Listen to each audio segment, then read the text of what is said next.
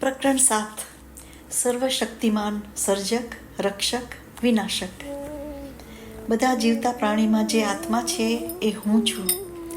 દરેક વસ્તુનો હું આરંભ છું, હું મધ્ય છું અને હું અંત છું. ચર અને અચર વસ્તુઓ જે તમે આ વિશ્વમાં જુઓ છો એ આત્માનો આવિષ્કાર છે. બાબા. સર્જન એટલે સૃષ્ટિ. ભગવાન શ્રી સત્ય સાઈ બાબાએ કેટલી વાર નિદર્શન કર્યું છે કે જીવંતને નિર્જીવ બનાવતા અને નિર્જીવને જીવંત બનાવતા એ ભગવાનની રમતિયાળ લીલાઓમાંની એક છે. કીડી મણકા બને છે. શ્રાવણ મહિનાના શુક્રવારના પવિત્ર પ્રસંગે સૌભાગ્યવતી હિન્દુ સ્ત્રીઓ ગૌરી પૂજાનું વ્રત કરે છે. એક હિન્દુ દંપતી આ વખતે સ્વામીની પાદ પૂજા કરવાનું મન થયું. એમણે સ્વામીને પાદ પૂજા કરવાની રજા આપવા વિનંતી કરી. સ્વામીએ મંજૂરી આપી. પછી જે વસ્તુ જોઈએ એ બધી એમણે ભેગી કરી. ફક્ત કાળા મણકા એમને મળ્યા નહીં. પૂજા માટે એ તો ખાસ જોઈએ. જે સમયે આવવાનું નક્કી કર્યું હતું એ સમયે સ્વામી આવીને પોતાના આસન પર બેસી ગયા. હર્ષના ઉમળકામાં એ બહુ જ અગત્યના મણકાની વાત ભૂલી ગયા અને પૂજા વિધિ શરૂ કરી દીધી. એટલામાં એક મોટી કાળી કીડી સ્વામીને ફૂલ ચડાવ્યું એની સાથે સ્વામીના ચરણમાં આવી ગઈ. સ્વામીએ માયાળું સ્મિત કર્યું અને ટીકા કરી, તમે મારી પૂજા કાળી કીડીથી કરવાના છો? અને એમણે કીડી પકડીને પૂજા કરતા હતા એ બેનના હાથમાં મૂકી. એ લોકોના આશ્ચર્ય સાથે એ કીડીનું 2 મણકામાં પરિવર્તન થઈ ગયું. આખી પૂજામાં જે ખૂટતું હતું એ એમને મળી ગયું. આભારી દંપતી પોતાની માત્ર ઈચ્છાથી જ સર્જન કરવાની સ્વામીની શક્તિ જોઈ દિગ્મૂઢ થઈ ગયા. બેન ખૂબ જ ખુશ થયા. જે કંઈ જોઈએ એ બધી વસ્તુઓ સાથે સરસ રીતે પૂજા થઈ ગઈ હતી. બાબાએ એમને મદદ કરી. આ બનાવમાં બાબાએ જીવંત વસ્તુને નિર્જીવ બનાવ્યા, પણ એની જિંદગી નહોતી લઈ લીધી. એક બીજો પ્રસંગ પણ છે જ્યારે નિર્જીવ વસ્તુને બાબાએ જીવંત બનાવી હતી. નાગરવેલના પાનમાં પોપટ. એ વખતે સ્વામી આંધ્રપ્રદેશમાં ફરતા હતા. તે એક ભક્તના ઘેર રહેતા હતા. જમી લીધા પછી એક ચાંદીની થાળીમાં નાગરવેલના પાન, સોપારીનો ભૂક્કો, લીંબુ અને બીજી વસ્તુઓ એમની પાસે રાખવામાં આવી. એમણે પાનમાંથી નસ કાઢી પાન ખાવા માટે તૈયાર કર્યું. એમને પેલી થાળીમાં પાનની કાઢેલી નસમાંથી પોપટ બનાવ્યો. એમની આસપાસ બેઠેલા ભક્તજનો સાથે વાતો કરતા હતા. ત્યાં જ તરત એમણે પ્રશ્ન પૂછ્યો, ભગવાન શું કરતા હશે? તમને શું લાગે છે? તેઓએ જવાબ આપ્યો, ભગવાન સૃષ્ટિમાં વ્યસ્ત હશે. સ્વામીએ પોપટની આકૃતિને સ્પર્શ કર્યો અને એનામાં જીવ આવ્યો અને જોરથી પાંખ ફફડાવતો ત્યાંથી ઉડી ગયો. આવું અદ્ભુત દ્રશ્ય જોઈને ભક્તો દિગ્મૂઢ થઈ ગયા. બધાની સાથે આનંદમાં સ્વામી પણ મધુર આકર્ષક હાસ્ય કરતા જોડાઈ ગયા. કુકીમાંથી હીરાની બુટ્ટી. અત્યારે મુંબઈથી જે નગર જાણીતું છે એને પહેલાં બોમ્બે કહેવામાં આવતું હતું. ઇન્દુલાલ શાહે પોતાના બોમ્બેના ઘેર બાબાને જમવા બોલાવ્યા. ડાઇનિંગ ટેબલ પર એક બાજુ બાબા બેઠા હતા, એની સામે શાહ અને એમની પુત્રી બેઠા. શ્રીમતી શાહ તાજા બનાવેલા વડા લઈ આવ્યા અને સ્વામીને પાસે મૂક્યા. એમણે એમાંથી એક વડું લઈને શાહની પુત્રીની થાળીમાં મૂક્યું અને કહ્યું કે આના ખાતા પહેલાં 2 ભાગ કરજે. એણે એમ કર્યું. બંને કટકામાં એણે હીરાની બુટ્ટી જોઈ. બધાએ રોમાંચ અનુભવ્યો. સ્વામીએ એના કાનમાં પોતે જ પહેરાવી. 1997ના એપ્રિલમાં 4થા અઠવાડિયામાં તેઓ કોડાઈ કેનાલ હતા. કેટલાક ભક્તો સ્વામીની સાથે જમતા હતા. સ્વામીએ જમી લીધું અને ભક્તોની આસપાસ ફરતા હતા અને વાતો કરતા હતા. તેઓ એક ભક્ત પાસે ગયા અને કહ્યું, પહેલાં પૂરીના કટકા કરો, પછી ખાજો. એ ભક્તે સ્વામીએ કહ્યું એમ કર્યું અને સોનાની વીંટી જોઈ. એને આશ્ચર્ય થયું. સ્વામીએ કહ્યું, એ તમારે માટે છે, લઈ લો. બધાને સુખદ આશ્ચર્ય થયું. અનિલકુમાર પણ ત્યાં પૂરી ખાતા હતા. સ્વામીએ એને ઝડપથી ખાવાનું કહ્યું. સ્વામી, કોણ જાણે તમે પૂરીમાં શું મૂક્યું હશે? અનિલકુમારે કહ્યું. આગળ એમણે કહ્યું, તેથી હું દરેક પૂરી જોઈ જોઈને ખાઉં છું. અનિલકુમારના શબ્દો સાંભળી બધા હસી પડ્યા. આવા પ્રસંગે શેમાંથી શું બનાવે છે એ મુખ્ય નહોતું, પણ સ્વામીની ઈચ્છા શું હતી એ જોવાનું છે. આમાં તો કારણ અને એની અસર, કાર્ય કારણ ભાવ એ જ અગત્યનું છે. સ્થિતિ. એક પ્રસંગે વૃંદાવનમાં સ્વામીને ઘેર ત્રયમાં સ્વામીએ ભેગા થયેલા વિદ્યાર્થીઓને અને સ્ટાફને સંબોધવા બ્રિગેડિયર S.K. બોઝને આમંત્રણ આપ્યું. સ્વામીના ચરણોમાં રહેવાથી એમને શું મળ્યું એની જ વાત એમણે કરી. પોતાના પ્રવચનને પૂરું કરીને એ સ્વામીના ચરણ સ્પર્શ માટે ગયા. સ્વામી એમને ચરણ સ્પર્શ ન કરવા દીધા, પરંતુ એમને પૂછ્યું, દશેરાને દિવસે શું બન્યું હતું એ તમે કેમ ન કહ્યું? બ્રિગ બોઝે કહ્યું, એને માટે મારે શું કરવું જોઈએ? હું તો તમારા પ્રભાવશાળી હાથમાં નિમિત્ત માત્ર હતો. મારું વ્યક્તિત્વ ત્યાં હતું જ નહીં. તે દિવસે તમે મને બચાવ્યો એ હું કદી ભૂલી શકીશ નહીં. હું તમારો ખૂબ આભારી છું સ્વામી. મારો આભાર શબ્દોમાં બતાવી શકતો નથી. પછી સ્વામીએ એમને ચરણ સ્પર્શ કરવા દીધા. બ્રિગે બોઝ ધીરે ધીરે પોતાના આસન તરફ જતા હતા ત્યારે સ્વામીએ સ્ટાફને કહ્યું કે બોઝ તે દિવસે મૃત્યુ જ પામ્યા હતા. મેં એને જિંદગી આપી. હજી એમના માટે મારે ઘણું કરવાનું છે. 2 મહિના પહેલાં સ્વામીએ 12 ફૂટ પહોળી સિમેન્ટની પાળી મંદિરની ફરતે મૂકવા કહ્યું હતું. દશેરાના તહેવાર પહેલાં એ થઈ જશે એમ પણ કહ્યું હતું. રોજના 12 કલાક કામ કરાવતા 25 દિવસે કામ પૂરું થયું. ઘણા ભક્તોએ પણ પ્રેમ અને ભક્તિથી આ કામમાં ભાગ લીધો હતો. સમયસર કામ પૂરું કરીને બોઝ દરરોજે સાંજે દશેરાના દિવસોમાં સામાન્ય રીતે સ્વામી પ્રવચન કરતા હતા એ સાંભળવા જતા. આ તહેવાર 10 દિવસ ચાલતો. વિજયાદશમીને દિવસે એટલે કે 20 ઓક્ટોબર 1988ના દિવસે એમને ખૂબ તાવ આવ્યો. છતાં પણ એ પૂર્ણચંદ્ર ઓડિટોરિયમમાં ગયા અને મંચની પાસે ખુરશીમાં બેઠા. સ્વામી એમનું પ્રવચન શરૂ કર્યું. એ દરમિયાન બોઝને શ્વાસ લેવામાં મુશ્કેલી પડવા માંડી. એકદમ તે ખુરશી પરથી પડી ગયા. પણ વિચિત્ર એ હતું કે એમની આંખ બંધ હતી, પણ આજુબાજુ શું ચાલી રહ્યું છે એનું એમને પૂરેપૂરું ભાન હતું. એમણે એક સોનેરી રંગનું પક્ષી ત્યાં ઊભેલું જોયું અને કરુણાભરી આંખથી એની તરફ જોતું હતું. બોઝને ખબર ન પડી કે આવડું મોટું પક્ષી ઓડિટોરિયમમાં કેમ આવી શક્યું. એણે જોયું કે પોતાના બંને હાથ ઊંચા કરી સ્વામી એ પક્ષીને જતા રહેવા કહેતા હોય એમ લાગતું હતું અને તરત એ દ્રશ્ય અદૃશ્ય થઈ ગયું. એમના પ્રવચનમાં સ્વામી એક શ્લોક બોલતા હતા. એમણે અડધેથી શ્લોક બોલવો મૂકી દીધો અને એકદમ મંચ પરથી નીચે ઉતર્યા. એમની જમણી મુઠ્ઠી બંધ હતી.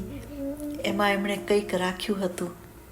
એમણે ડાબા હાથેથી બોઝને ખભાથી ઉપાડ્યા અને જમણા હાથે બોઝને માથાને થપથપાવ્યું. કદાચ જમણા હાથમાં એમણે બોઝની જિંદગી પકડી રાખી હશે અને જ્યારે માથાને થપાડ્યું ત્યારે એમાં એની જિંદગી પ્રાણ મૂકી દીધી હશે. બોઝે આંખ ખોલી અને સ્વામી પાસે ઊભેલા જોઈ એને નવાઈ લાગી. એની બાજુમાં અને વળી એ પણ વિજયાદશમીના દિવસે સ્વામીના ચરણ સ્પર્શ કરવા માટે હાથ લંબાવ્યો. સ્વામીએ કહ્યું, પહેલાં ઉઠો અને ઊભા થાવ, પરંતુ બોઝે બેઠા બેઠા જ પાદ સ્પર્શ માગ્યા. એને તાકાત આપવા સ્વામીએ એનો વાંસો થાબડ્યો અને કહ્યું, ઊભા થાવ, મંચ પર આવો અને દરવાજા પાસે તમારી ખુરશી લઈ લો. બોઝે એમ કર્યું. પછી સ્વામીએ એમનું અટકેલું પ્રવચન શરૂ કર્યું. 1 કલાક સુધી તેઓ બોલ્યા જ કર્યા. નિષ્પ્રાણ બોઝનો ચહેરો ધીરેથી સ્થિરતાથી જીવનનો પ્રકાશ આ કલાકમાં પ્રાપ્ત કરતો જતો હતો. 2 મહિના પછી હિલ વ્યૂ સ્ટેડિયમમાં સ્પોર્ટ્સ દિન ઉજવવાનો હતો. શરૂઆતમાં સ્વામીએ રમતનો ઝંડો ફરકાવ્યો. બોઝ ત્યાં હતા. એમણે ધ્વજમાં સોનેરી પક્ષી ગરુડનું ચિત્ર જોઈ રોમાંચ થયા. ગરુડ ભગવાન મહાવિષ્ણુનું વાહન છે. બોઝને યાદ આવ્યું કે આ એ જ પક્ષી છે કે એણે વિજયાદશમીના દિવસે કરુણાભરી આંખથી એમની સામે જોયું હતું. ઘણા વખત પછી એમને જાણવા મળ્યું કે ગરુડ પુરાણ પ્રમાણે ગરુડ સંત આત્માને સ્વર્ગમાં લઈ જાય છે. બ્રિક બોઝને આ બીનાની વાત કરતા હતા. આ વખતે તેઓ વિનયથી બાબાને કહેતા હતા કે ભગવાને એમને જીવન આપ્યું હતું. એનો ઉપકાર એટલો મોટો છે કે એ વાળવા માટે મારી પાસે શબ્દો નથી. તમે આત્મા સ્વરૂપ છો. એક વખત બાબાના આત્માની પ્રકૃતિ વિશે ખુલાસાવાર સમજાવતા હતા અને આ દેહમાં અંગો સાથે શું સંબંધ છે એ પણ સમજાવતા હતા. અંગો જેવા કે અંગ, ઇન્દ્રિયો, મન, બુદ્ધિ વગેરે એમણે જે કહ્યું હતું તેનો ટૂંક સાર નીચે આપ્યો છે. આખા શરીરને શક્તિ આપવા મન, ચિત્ત અને ઇન્દ્રિય સાથે કામ કરે છે. પણ આ બધી વસ્તુનું મિશ્રણ આત્મા નથી. શરીરમાં આત્મા છે, મનમાં આત્મા છે, ચિત્તમાં આત્મા છે અને ઇન્દ્રિયોમાં પણ આત્મા છે.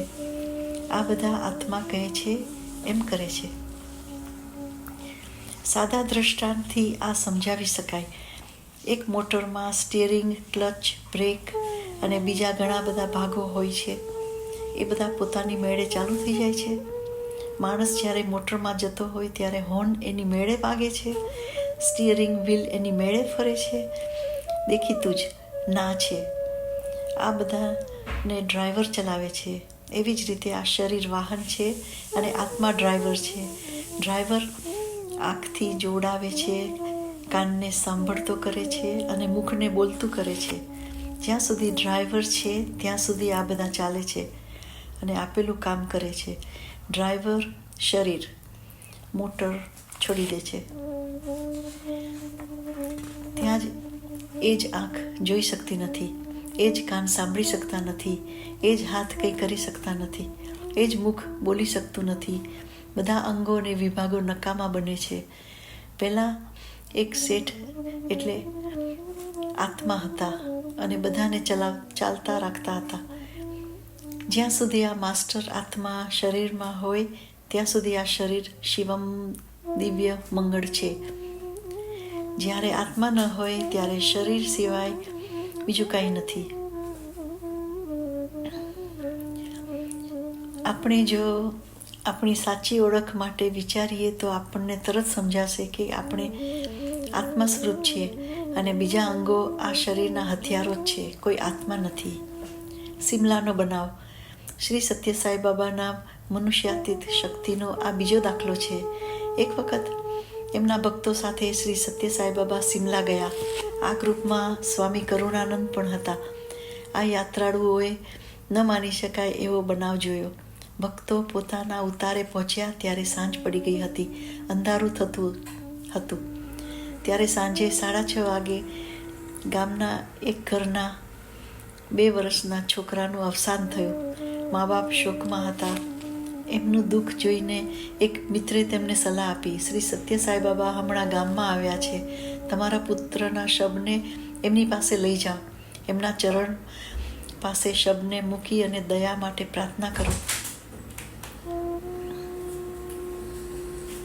દુઃખી માતા પિતા શબને કપડામાં વીંટાળી બાબા પાસે લઈ ગયા.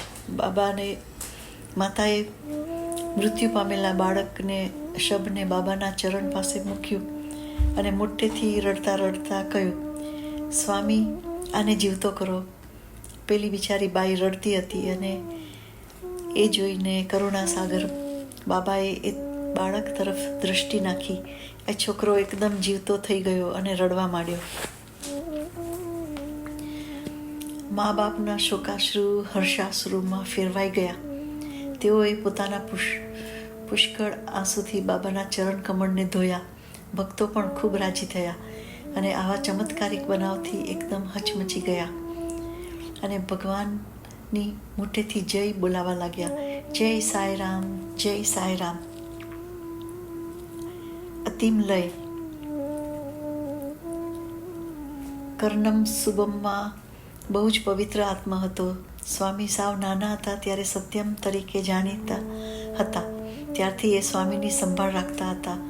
એમનો પુત્ર પોતાનો પુત્ર હોય એટલો એને પ્રેમ કરતા હતા. એના દર્શન કરવા ખૂબ ભક્તો આવતા હતા. એ બધા માટે રસોઈ બનાવતા અને જમાડતા. સ્વામીની અને સ્વામીના ભક્તોની અનન્ય સેવા કરવાથી એમને એમ લાગતું હતું કે એમનું જીવનનું ધ્યેય પૂર્ણ થાય છે. જ્યારે પ્રશાંતિ નિલયમ બંધાતું હતું ત્યારે સ્વામીએ એને કહ્યું હતું કે હવે તમે 1 વર્ષ જીવશો. આથી એમને થોડો ધક્કો લાગ્યો, પણ પછી સ્વસ્થ થઈને સ્વામીની સેવા વધારે ને વધારે કરવા લાગ્યા. ધીરે ધીરે એની તબિયત બગડતી જતી હતી. એના સગા અને જન્મના ગામમાં લઈ ગયા, જેથી કરીને એની સારી રીતે દેખભાળ થઈ શકે. પરંતુ એના વાલા સ્વામીનો વિરહ એ સહન ન કરી શક્યા અને તરત પુટ્ટપરથી પાછા આવી ગયા. આવી બગડતી તબિયત સાથે પણ એનાથી એટલી સેવા કરતા હતા. જ્યારે એ પુટ્ટપરથી છોડીને જતા હતા ત્યારે બાબાએ એમને વચન આપ્યું હતું કે એના મૃત્યુ વખતે કે એની પાસે પહોંચી જશે. સમય વીતતો હતો. કેટલાક ભક્તો એમને ઘેર સ્વામીને આવવાનું આમંત્રણ આપવા આવ્યા. જતાં જતાં એમણે સુબમ્માને કહ્યું કે હું ગંગાજળ તમારા મોંમાં મૂકવા આવીશ. એ પછી થોડા વખતમાં સુબમ્મા મૃત્યુ પામ્યા.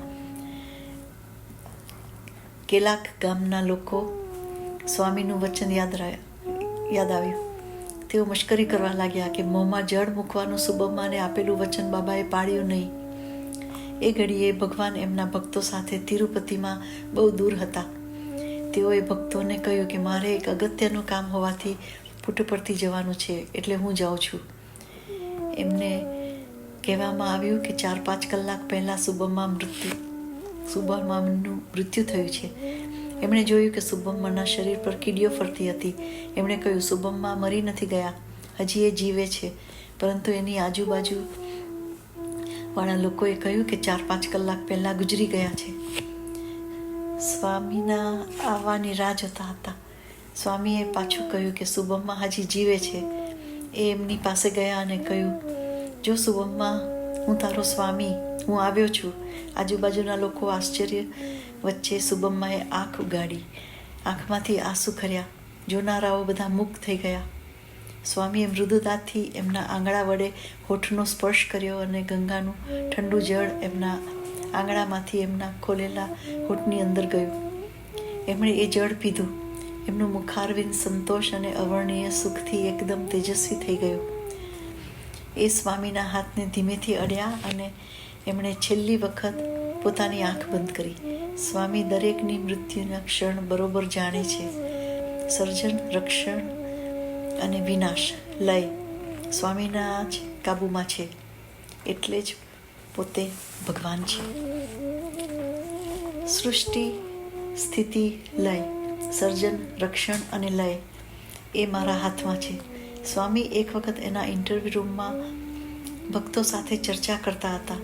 એમણે એમને પોતાની હથેળી બતાવીને પૂછ્યું કે આમાં શું છે? કોઈકે જવાબ આપ્યો કે આમાં કંઈ નથી. પરંતુ બાબાએ ખૂબ જ ગંભીરતાથી કહ્યું, આ ખાલી હાથમાં બધું છે. એમણે ત્યારે હાથની મુઠ્ઠી વાળી હતી, પણ ખોલી તો એમાંથી એક તીડ નીકળ્યું. આશ્ચર્યનું આશ્ચર્ય. એમાં જીવડાને ખાવા માટે પાંદડું પણ હતું. પાછું સ્વામીએ મુઠ્ઠી વાળી અને પાછી ખોલી, એમાં કંઈ નહોતું. ત્યાં રૂમમાં બેઠેલા ભક્તો આ માની શક્યા નહીં. આ બતાવીને સ્વામીએ અજ્ઞાની સેવા આપણને સમજ પાડી કે સર્જન, રક્ષણ અને વિનાશ મારા કાબૂમાં છે. આ બનાવ 30 વર્ષ પહેલાં બન્યો હતો. ભગવાન પોતાની દિવ્યતા કેટલાક અક્ષરોમાંથી સમજાવી છે. ભ એટલે સર્જન, ગ એટલે રક્ષણ અને વ એટલે લય. જેનામાં આ બધું સમાવેશ થાય છે એ ભગવાન છે. મારા પરમ તત્વનું શ્રેષ્ઠ રહસ્ય આમાં છે. ઓમ શ્રી સત્યસાઈ પરબ્રહ્મણે નમઃ. શાંતિ શાંતિ શાંતિ. પ્રકરણ 7 સમાપ્ત.